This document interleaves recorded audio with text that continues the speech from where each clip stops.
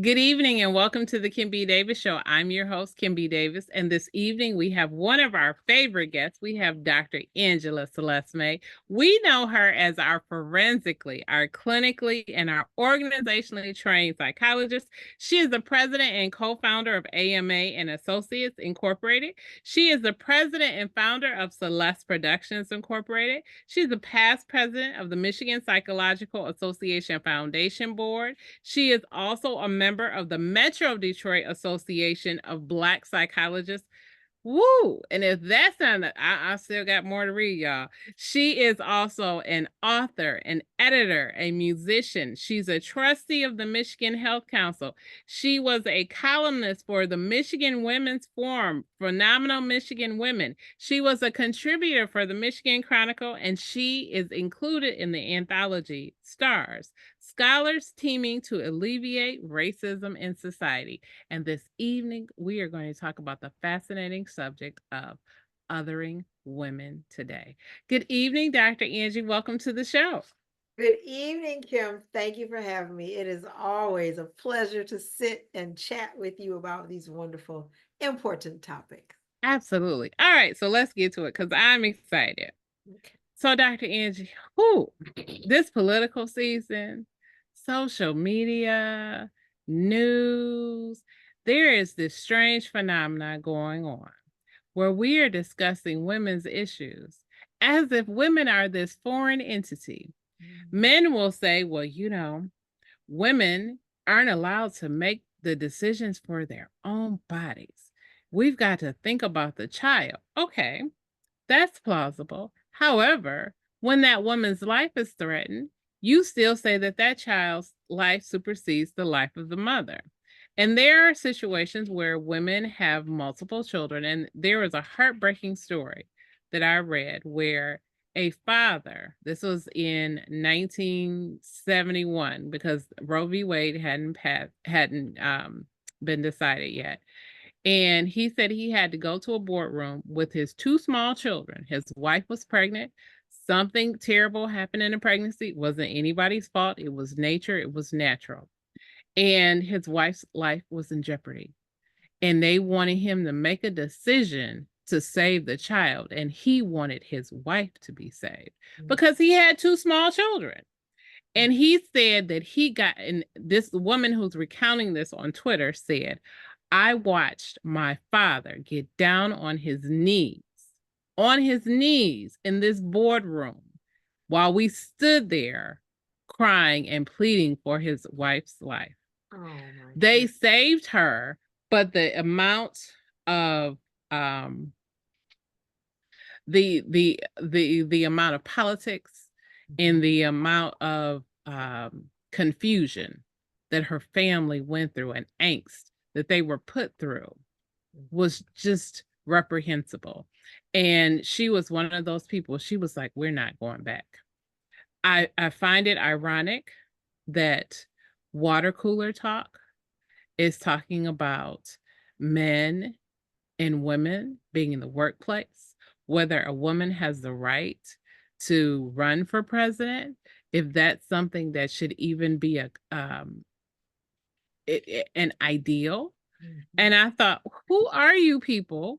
It's the office of president.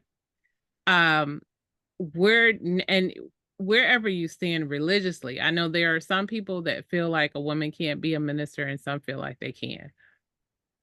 This isn't religious. This is just out in the world. What are we talking about?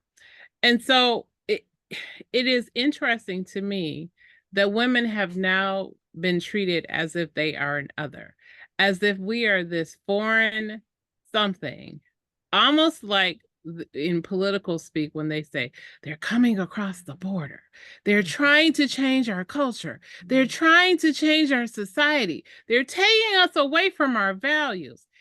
Dr. Angie, doesn't it feel like as a woman that you hear some of those things as if women are coming from some far off place and all of a sudden they're going to introduce birth control and abortion and we're all going to be wearing red lipstick and heels and women are just going to be out like, wow, it just, I'm being silly, but really seriously and truthfully, it seems as if women have been othered. Can you talk about that and what that looks like from your vantage point? Yes, yes, and I very much appreciate the way that you made this comparison between othering, which is still othering, othering migrants and immigrants coming across some border, and Mhm. doing the same, just as you say, towards women, as if we're not just foreign, like from some other country, as if women are not all everywhere. Right. But like you said, like from another planet practically.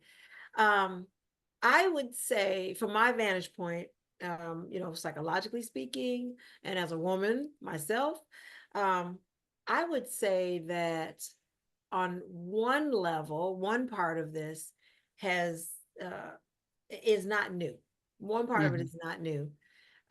It's interesting. Well, let me just say, okay, so one part of it is not new because this has to do with power dynamics, politically and otherwise. It has to do with identity of those who feel that they are or have been in power and feeling threatened by that. Um, so we see this in different instances. And going back to your comparison with migrants or immigrants coming into someone's country or coming across the border, similarly, it is very similar, because whenever we see those in power, whomever they may be in whatever community, culture, or society, get threatened, become threatened, uh, and the threat being that they will lose their powerful positions, we see this same kind of backlash. And uh, Yeah. switching to the quote unquote racial, ethnic, that kind of othering, switching to that away from women for a quick moment, but it's all tied together. What have we seen in our country, as an example, in the United States of America? Many of Mhm. us forecasted that once President Barack Obama, our first Black slash African American president, came into the White House and became the president of our country, and the highest office in the land. As much as we celebrated that, many of us from all walks of life celebrated that. Many of us were also aware that this might also mean a backlash will be coming. And that's exactly what happened in our Mhm. country and in our Yes. politics, a huge backlash of white supremacy. Why such a backlash? Because, again, that idea that those who are used to being in power, those who traditionally were in power, felt extremely threatened that I'm about to lose not only my power in this society, but also it's a threat to one's identity. So, in the not just political, but just culturally speaking, in the United States, where we are, the threat had been traditionally for this country, white people, non Mhm. non-black folks who are not of color, as we think of them, Mhm. had traditionally made the rules, been in charge, policed the land, made the decisions, all of that.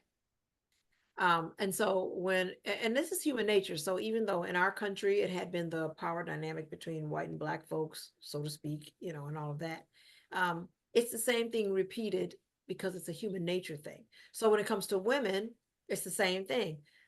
Anytime a woman looks as though she might be nearing the apex, the top of the heap in terms of the who holds the power, who holds the reins, is it just because she's a woman, or is it because, again, just as with the racial ethnic example, is it because those who traditionally have held the power in that particular society, i.e., men, e.g., men, in Mhm. many cultures, they begin to feel threatened that these other folks are going to take away my privilege and my ability to do the things that I've usually done in this place of privilege, having the power, making the decisions, deciding who's going to do what, often to the benefit of me and those like me.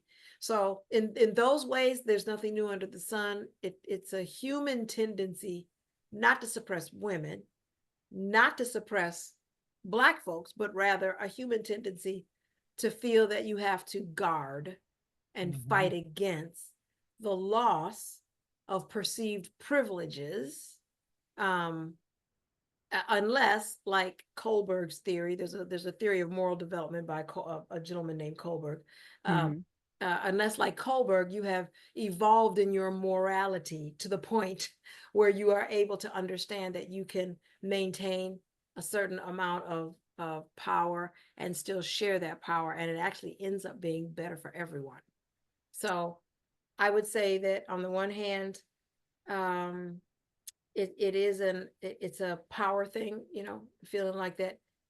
If a woman comes, ascends to the presidency, or if a woman has, autonomy over her body, then Mhm. she won't need me. She won't need men. She.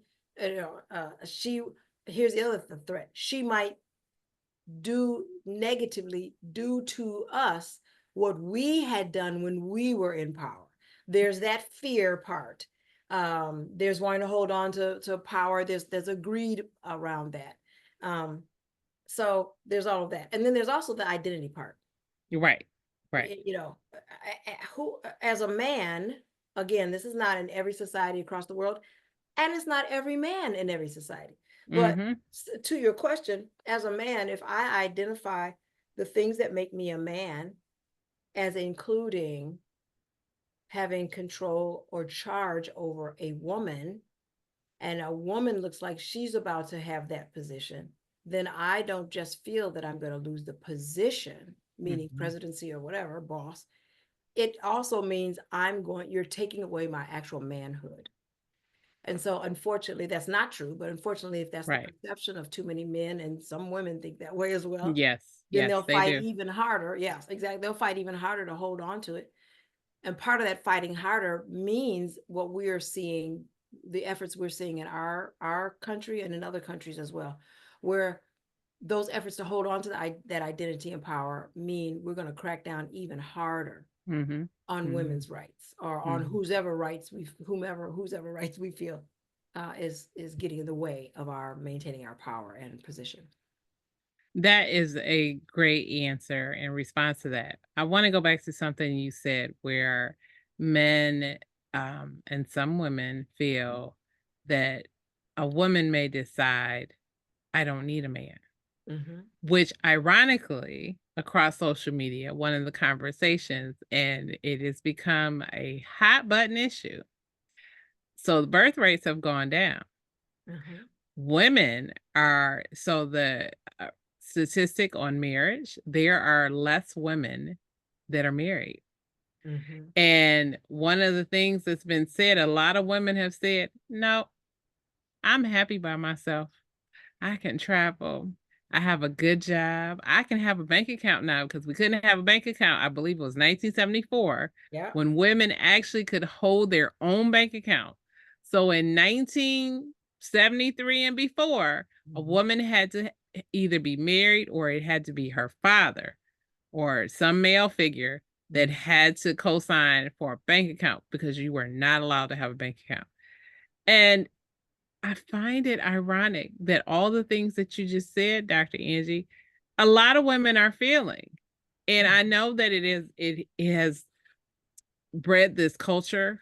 Um, one of them is the incel, I don't want to say movement, but incel culture, where you have men who collect themselves together on the web and in chat rooms and discuss whatever they discuss. But Mm-hmm. they've had characters like the Joker in the movie is one of these who was rejected by women. No one wanted him. A friend of mine was sharing something that was shared on social media where it said, for a lot of men, they used to have a purpose.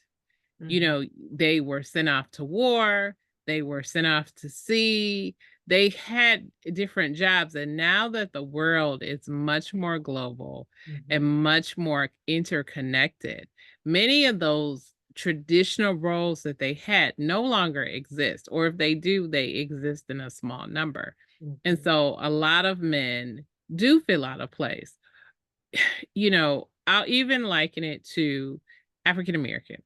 Mhm. African American women in America, so we're talking about Black women in America, are the number one educated demographic. They also lead the most in terms of entrepreneurial Mhm. opportunities, businesses. And it's interesting because when you look at higher education, Black women outnumber Black men on college campuses, Yes. Mhm. like 2 to 1 or something like that. And I'll hear from a lot of Black men, well, we got left behind. And then I'll hear from Black women, well, we took the advantage of the opportunities that we were given. Now that is another topic for another show, but Mhm. I use that as a illustration to highlight the disconnection between men and women. And there are men who may not be any particular ethnicity, but who feel left behind Mhm. because they were stuck in the traditional perception of what a man's role was, what he was supposed to do. A lot of men will say, I provide. And women will go, okay, I got a job. And in a lot of families, women make more than a husband. Mhm. So I don't know um how to address that, but can you talk about childless single women and Mhm. how this a reflection on what we're seeing, the othering of women, or is this a reflection of something else? That's a really good question. That's a deep question. That is a whole show. That's a whole show. Oh my gosh. Oh wow. Okay. Well, I want to start with the earlier part of what you were saying and the Yes. question, and in this the way you laid it out, um, which is brilliantly observant, I must say. Thank you. uh, um, what you were saying, and as you were laying this out, you were talking about, of course, like I was saying, identity. So this Mhm. idea of men feeling that they're losing their roles. So just to talk about the role part, first of all, Mhm. um, as with any part of life, it's not always the circumstance alone. Often Mhm. it is not just the circumstance alone that we are presented with. There could be some of the most painful, some of the most awful, some of the most horrific, you know, traumatic circumstances that we can be presented with. However, our resilience Mhm. is anchored in how we go about responding to those circumstances. So as you were talking, and rightfully so, you're talking about these so many men, and like we said, some women are uncomfortable or feel Mhm. threatened, who are raised in a very traditional way Mhm. also, who don't like the idea of men losing that place and women shifting, um because they too, as you were saying, it's like, well, but I'm used to my role being here, and if Mhm. he's there, what's my role? Same kinds of questions. But what's interesting is not, and I'm not saying this is every man, of course, but not Mhm. hearing, generally speaking, not hearing more of this conversation. I hear some of it about where men will say, um, I feel like I'm losing my role. Mhm. So I need to really revisit and prayerfully, if they're a prayerful person, or Mhm. if they're in a partnership with a woman or whatever it may be, really sit down, in my own heart, and then have those conversations with the women in my life as well, about how I might do I need to make shifts? Do I need to be adaptable? What are my roles? I mean, and I do hear there are plenty of men who are asking these questions. What are my roles? But Mhm. I will say, asking them with a mindset toward enough flexibility to step back and say, let me revisit this. Let me look at some of this. Um, uh, as opposed to reacting to it in a more rigid way, which can mean to cling harder than ever Mhm. to the traditional role. Now, having said that I do want to say this. One could examine it and realize and decide for oneself in one's own day-to-day walk and life, that I really feel my identity is, as I've really looked at this, wrestled with it, etc. I really feel that what is best for my journey is to have this kind of role. And Okay. so there are those out there as well. So we do find some men and women in more progressive societies, for them in their lives, they are living a more traditional life. Um, Mhm. I think the most important part of that is that they did examine it. Like they did go back and look at it and maybe concluded this, rather than just hold on to tradition for, you know, for pure, like for dear life, no matter what. Um, and I say that because, as with most things, there are traditions that if we look at them, well, we can see where they come from. We can appreciate where they come from. We can look at the strengths of many of these traditions and why they lasted the test of time. But we also can look at the cons, just like we can look at the pros of them. Some Mhm. traditions are passed down that maybe do need to kind of go by the wayside if they are harming people, if they are unhealthy, if they are keeping people from growing and thriving, if they are doing damage, if they are creating traumas. There are a lot of traumatic behaviors that are literally traditions, like Mhm. we're just passing down the Right. trauma. So Mhm. just because it's traditional doesn't in and of itself automatically mean it's something that needs to be held on to. And just because the world around you is changing doesn't mean that by the same token, the flip side of that doesn't automatically mean you need to change with it either. I'm not advocating that either, but I am advocating, I can't remember who said this, it was a very famous person. And what is it? An unexamined life is a life Mhm. that's not as worth living. What I Mhm. am saying is look at it for yourself and wrestle with what parts of this tradition do I need to hold on to? What parts of this, why am I holding on to it? If some of those answers are, I like the traditional way as a man because I really feel that I am a leader and that God designed me to be a leader, and all of that. I think one of the things we need to address is the fact that no one's asking you to stop being a leader. Right. So we're throwing out the baby with the bathwater.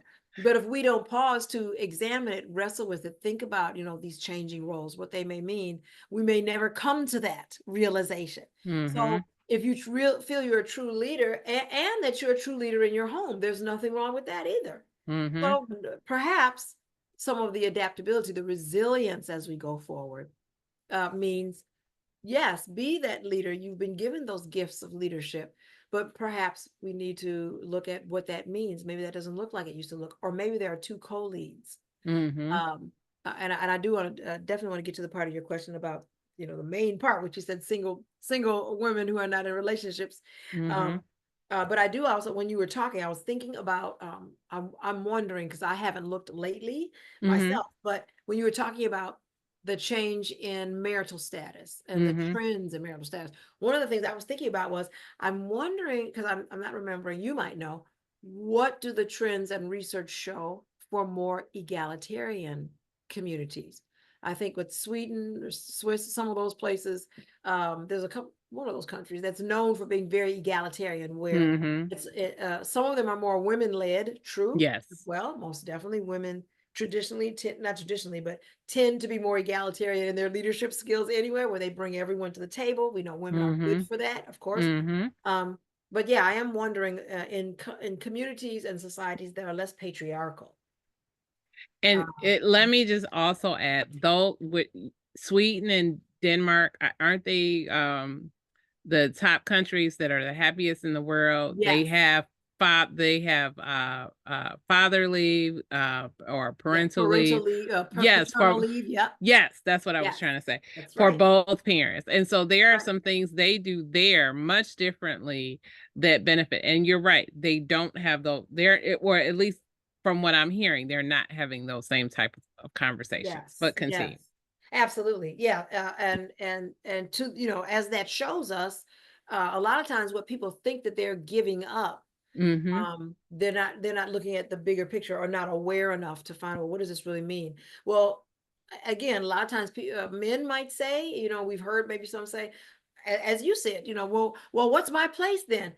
don't stop there. Let's talk about what your place is. Right. And then the flip side is, and I would say to women in some of these relationships, um, uh, an attitude and a response of, well, I can make my own, so I don't know what you gonna do. I don't know what you gonna do. I got my, in the words of the great philosopher Lil Kim, I got my own My own baguette. background. That's Okay, right. exactly. So you can be proud of the fact that you got your own, but can't, if you feel, if you find the other person useful in your life, rather than I don't know what you gonna do, it could be I have my baguette, you got your Yeah, cash or whatever. So let us find out how we may, make this thing work. And that's one of the things that I have said to couples over the years. And my husband and I have said to couples over the years that we are, just generally speaking, we put each other in roles so hard. You've got to be in this role, and the man is, well, which man? The man Right. is supposed to, which man? Mm-hmm. There's some men who's supposed to bake because God has blessed them with the baking gene, and they're gonna Hello. pick up a storm. That's right. Pick up a storm.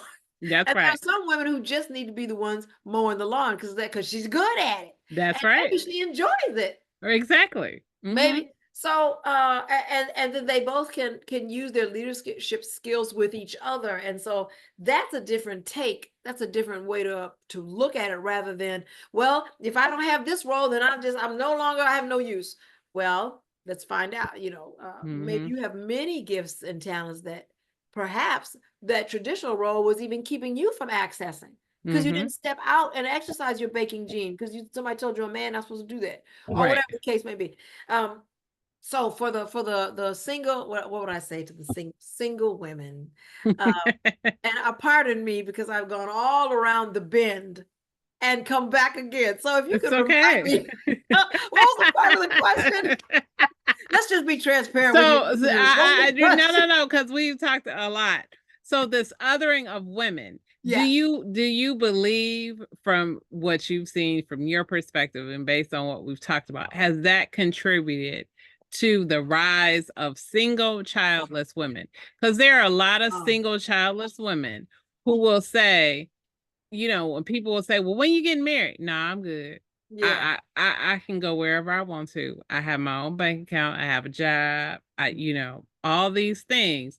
They are happy and content with themselves, which I think is something that may not have been present 50 years ago, Mhm. because the expectation was you're going to get married and have children. And it just was the expectation. There was no, oh, what do you want to do? Let's Absolutely. dream, let's travel. Not a lot of people could do that. Those were luxuries for wealthy people. Yes. Women now have much different options and Mhm. opportunities. And I don't know, based on the conversation that we're having, what you think, Dr. Angie.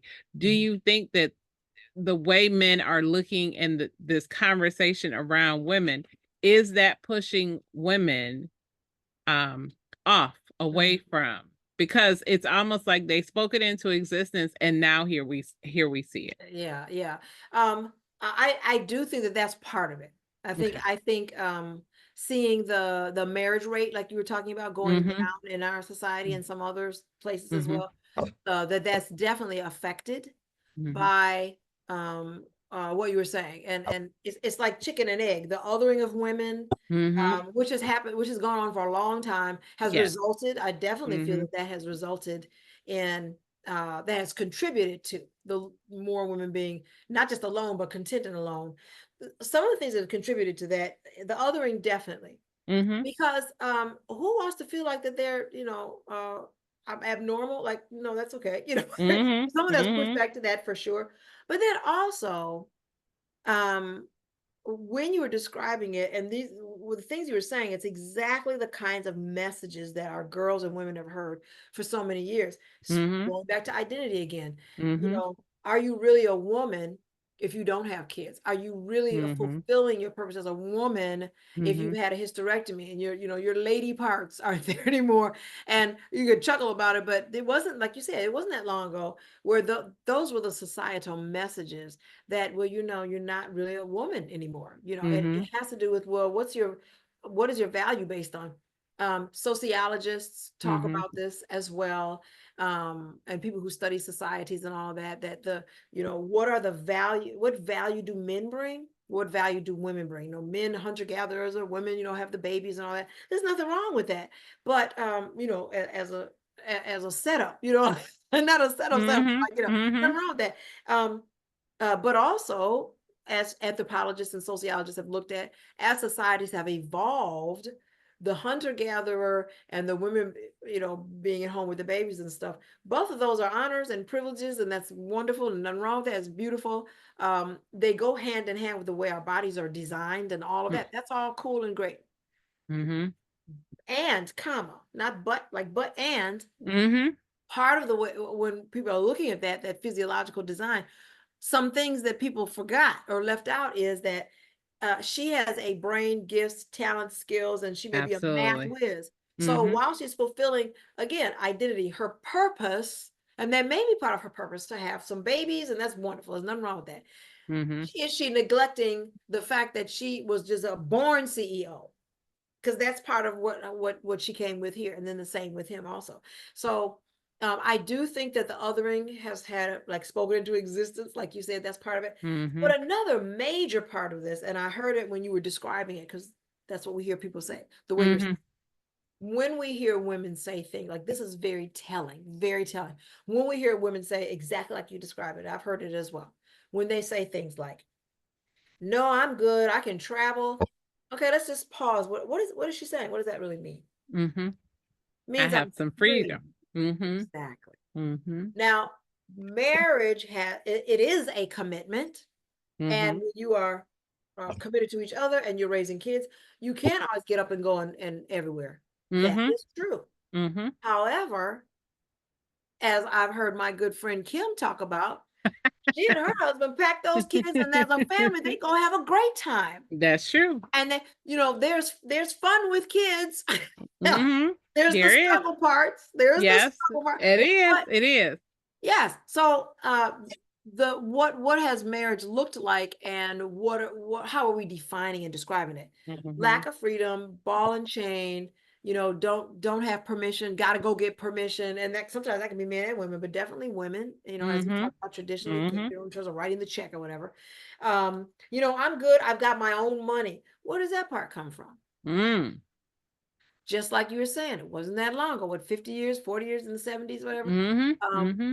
that, if you wanted to have some money, you had to go to your husband to get the money, or access the Yep. bank account, or if you can get a bank account without his whatever. Mm-hmm. Mm-hmm. So again, the freedom, that the way we're defining it. So I think another huge, because I do see this a lot, another huge contribution to seeing more, not just single women, but like you said, single women who are satisfied.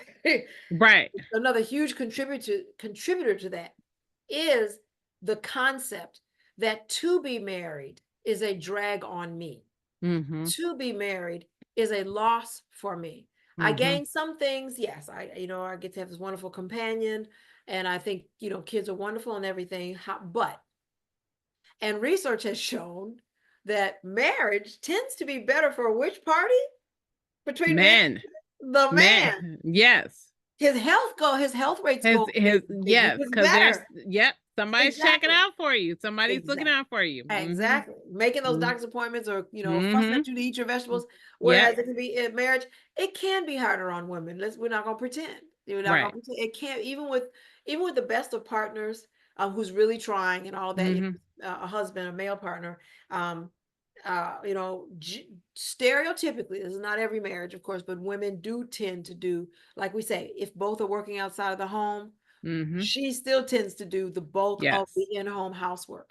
Yep. Um, some of that, again, it's in one hand, it's kind of simple in terms of, well, let's not just say you've lost Mm-hmm. position. Let's work on what the positions look like. On the other hand, it can be layered and multi-layered and a little more complicated. Only in that you're gonna have to wrestle with your identity to have a marriage or have a committed relationship in which she is not, feeling like that she's dragged down. That Mm-hmm. takes ongoing work, Yes. um, uh, and both sides. So that's why they say marriage is work. It Uh, is. But for the single women who are single, and they've got their jobs and on all of that, and they're happy and thriving, wonderful. Mm-hmm. I think it's absolutely wonderful, happy and thriving. I celebrate as a woman. I celebrate that we have these options, that we live in a time in which we Mm-hmm. have these options. I was alive during those times, but I was a little kid. So I mean, for Right. me, it's kind of the history books, like learning about, you mean to tell me women couldn't get their own, because we're like post, came up in, and then post the women's movement and all that. So it's like, oh my gosh, that seems amazing and unheard of, and sad, and Mm-hmm. all the rest. Mm-hmm. Mm-hmm. But that state went on longer than the period of time since then. It was a longer Yes. time women didn't have it. Yes. So what are Mm-hmm. some of the ideas and concepts that still stick, that we wrestle with, for men and women? Mm-hmm. That you might lose the position as necessarily being the head of the family or household, but that doesn't mean you lose the opportunity to lead and be in leadership if you have two leaders, if you have two people and they work together. And it fascinates me how people can execute this in businesses and companies. Yes. There and as an organizational psychologist, looking at that history, there Mm-hmm. was wrestling with that, because we Mm-hmm. came from a very hierarchical mentality in terms of work life, right? This Mm-hmm. egalitarian, like, what are you talking about? You do what I Right. say, and so anytime there's change, it requires some work.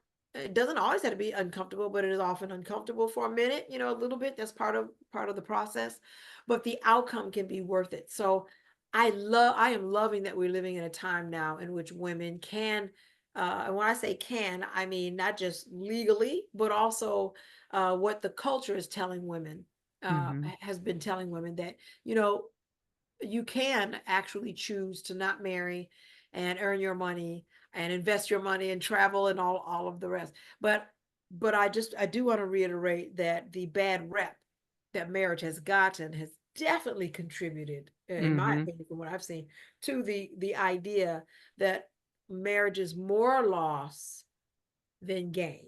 Yes. I Um, agree. yes, and that doesn't come out of a vacuum. There have been some Mm-hmm. people been just there's those been just treated horribly in Mm-hmm. marriage, Mm-hmm. so we can Mm-hmm. understand. Um, Yes. but if you're happy and you're a single and alone and you're feeling good about yourself and you're thriving, that's wonderful. Those women are still using all their gifts and talents, and they're contributing to the bettering the world for all of us, just like anyone else, married or otherwise. Mm-hmm. Um, Last thing I'll say about that is, I remember my grandma said years ago to my husband, who we weren't even, we weren't thinking about each other, at the time, Mm-hmm. because my husband knew my grandma was one of his mentors. So he was a teenager, and late teens, early 20s, Mm-hmm. and she told him that whomever you marry, not realizing it would be her granddaughter, me, she said, Right. you will be just what the doctor ordered. And that just became such a mantra in our marriage, all these years and decades, over the years. He just with the doctor, he's been, oh my gosh, such a support, such a help, such a all of that. And he revels in the fact that I'm a leader. He loves that I'm a leader. He's very proud of me. And he was raised in the same society too, so he had to do some wrestling with, okay, well, what Mm-hmm. is, how do I Mm-hmm. fit, what is my role? And so I feel like that, just as with the single woman who is thriving and living by herself. Now, I keep emphasizing thriving, because you can be by yourself and have all the baguettes in the world and have the freedom to travel and be absolutely miserable, if that's That's not right. what you're wanting in your life, and you Mm-hmm. would like partnership that's healthy, and all Yes. the rest. Um, but yeah, I think that one of the things that can be helpful is to recognize that, just as there are marriages that unfortunately can be very toxic and unhealthy and can take your freedom, for sure, there are also marriages and coupledom that can be just what the doctor ordered and supportive, but those require the two people involved to allow themselves and each other to be in whatever, fulfill whatever roles that make sense for the way they were designed. I think Absolutely. that's the ultimate, when you can recognize that in yourself and each other, and you let each other and support each other in the thriving in whatever direction that means. then you have a Hmm. true partnership. So yeah, yeah, all of that. Thank you, Dr. Angie. That was a fantastic way to end this podcast. Before we get out of here, tell us how we can find you and how we can reach you, what you got going on, and how we can follow you on social media. Thank you so much. Well, you can find me on Facebook, Instagram, and YouTube, those main places, as well as reverbnation.com/Angela Celeste May. And all of those, I use my full name, Angela Celeste May. Um, and my middle name you can see on the screen under right under there. So I go by Angela Celeste May or Dr. Angela Celeste May. So I am on Facebook, I am on Instagram, as I said, with my company, with my sister, which is AM May and Associates Incorporated. My sister is the M in AMA. Her name is Michelle. We do counseling, consulting, and coaching. Together, we have a Facebook page as well, AMA and Associates, and we have a Instagram. Excuse me. So you can find us in those places as well. And you can go to our website to see the things that are coming up and how you might connect with us for coaching, consulting, and counseling. And that is by going to amaassociates.com. Let's see, what else? My sister has for AMA, she's doing her first in-person retreat for creative professionals, and that's this fall in Saugatuck, Michigan. And this fall, it's like this month, a little bit later this month. That'll be Yes, very it's exciting. October. Yes, exactly. It's already registration's already been closed for the participants who will be in it, but we're very excited about that. It's going to be a beautiful experience. So those are the kinds of things that we're doing, and I do doctorate coaching as well, and we just anything in terms of personal and professional coaching we do. So go to our website, check it out, and our testimonials. Um, Musically for me, I teach at Wayne County Community College District here in the Metro Detroit area, teaching in psychology. And I said musically and I mentioned psychology. That's hilarious. Uh, I I'm going to mention my book, but I was going to finish up the Hmm. music part. I am playing violin and viola with the Violin Divas. It's been, golly, 15 years now, something like that. Wow. 12, 15 years since it was first formed, and we will be performing this December for Noel night again, as we do traditionally. But before that, musically, I believe that I will be performing at the Music Hall here in Detroit, and that would be on November 8th. That's Friday, November 8th. So that is in conjunction with Heather Buchanan, who is the publisher of Aquarius Press, as many of Yay. you know. Yes. So she's doing a book release, and then the performance goes hand in hand with that. It'll be really, really, really exciting evening, telling some of the stories of our Black soldiers and women and men involved in World War I. So that's going to be a really cool historic evening. You can find me on YouTube. I mentioned YouTube. I do music related content on that. And you can also email me if you're interested in booking stuff or whatever the case would be at Celeste MUS #1 at AOL.com. So that's Celeste MUS, M as in music, US, and the #1 at AOL.com. And then you also can get my book, which is called Freedom. What is the down here? What is the experience of living without negative self-imposed limitations? You can find this on Amazon. You can find it at Ex Libris, which is the publisher's site. But if you just type in my name and then that title, you find it at lots of other places around the world. But it's a very uplifting book. It's based on my research with a group of people, and we're really looking at resilience. So it's called Freedom because we look at how people from different walks of life, men and women of all different ages, all different walks of life, went from feeling stuck in their lives in some way to a sense of freedom, whether it was in their careers, their relationship with others, or where they're with themselves in terms of self-esteem. And there's lots to be learned from that. So from this research with these wonderful people, 7 themes emerged that they all had in common that we all can learn from. So I encourage you to check that out. And you can also purchase my two CDs from Reverb Nation, as I mentioned earlier, or on iTunes. My second CD is on iTunes as well. So I think that's most of what I've got going on at this moment. Excellent, Dr. Angie. Thank you for being with us. We can't wait for you to come back next month with another exciting topic. Thank you. Thank you guys for tuning in. You know me, Kim B. Davis, your host. You can find me on Facebook, Instagram, TikTok, Snapchat. It was Twitter, now it's X. I don't know, but I'm still on there. I'm everywhere on social media. You can see this show at youtube.com/Kimberly Bachelor Davis. You can hear this show on Apple, Spotify, Stitcher, Google, and Wisdom. And you can learn more about me as an author at kimbdavis.com. Thank you again for tuning in. I hope you'll join us on our next episode. And as always, remember, be magnificent.